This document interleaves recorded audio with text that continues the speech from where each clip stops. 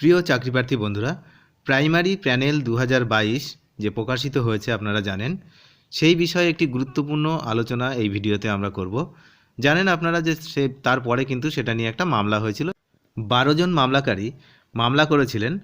তারা যে সমস্ত ক্যান্ডিডেট যাদের ওই সময় বিএড এবং ডিএলএড দু রকমেরই ডিগ্রি ছিল, কিন্তু তারা বিএডে মার্কস বেশি থাকার জন্য বিএড ডিগ্রি শো করেছিলেন, ডিএলএড ডিগ্রি শো করেননি।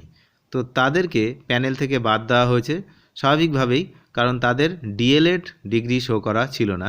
তো তাদেরকে জায়গা দিতে হবে। এইরকম 12 জন মামলাকারী, তাদেরকে কিন্তু জায়গা দিতে হবে ওই প্যানেলে, এমনই নির্দেশ দিয়েছেন কলকাতা হাইকোর্টের বিচারপতি রাজাশেখর মান্থা। তো এই বিষয়ে যে মামলাকারীদের আইনজীবী ফিরদৌস শামীম, তিনি কি জানাচ্ছেন এই ভিডিওতে আমরা একটু জেনে নিই। শুধু 12 জন মামলাকারী তালিকায় থাকবেন এমনই জানালেন কিন্তু ফিরদৌস শামীম। কি বললেন? প্রাথমিকে দ্বিতীয় তালিকা প্রকাশের নির্দেশ দিয়েছে কলকাতা হাইকোর্ট। চলতি প্রাথমিক শিক্ষক নিয়োগে শুক্রবার আদালত দ্বিতীয় একটি তালিকা বা প্যানেল প্রকাশ করতে নির্দেশ দিয়েছে। মোট 12 জন চাকরিপ্রার্থী যে মামলা করেছিলেন, তার শুনানির পরে কলকাতা হাইকোর্টের বিচারপতি রাজাশেখর মান্থা এই নির্দেশ দিয়েছেন। এই বিষয়ে মামলাকারীদের আইনজীবী ফিরদৌস শামীম জানান, শুধু এই 12 জন মামলাকারী এই তালিকার জন্য বিবেচিত হবেন। কোর্টের নির্দেশ, যত শীঘ্র সম্ভব প্রাথমিক শিক্ষা পর্ষদকে এই তালিকা প্রকাশ করতে হবে।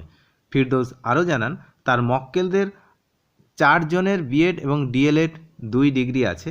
বাকি 8 জনের জাতীয় মুক্ত বিশ্ববিদ্যালয় অর্থাৎ এনআইওএস, যেটা আপনারা বলছিলেন এনআইওএস, সেই এনআইওএস থেকে ডিএলএড সমতুল এবং ডিএলএড ডিগ্রি 2 আছে। নিয়োগের বিজ্ঞপ্তির সময় বিএড এবং এনআইওএস এর ডিগ্রিকেও মান্যতা দেওয়া হয়েছিল।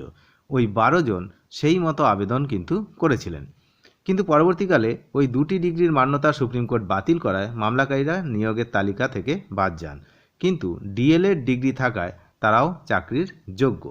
প্রাথমিক শিক্ষা পর্ষদের আইনজীবী সুবীর সান্যাল অবশ্য বিরোধিতা করে যে বলেছেন, আবেদনপত্র শুধরে নেওয়ার সুযোগ দেওয়া হয়েছিল, প্রয়োজনে মামলাকারীরা সুপ্রিম কোর্টে যেতে পারেন।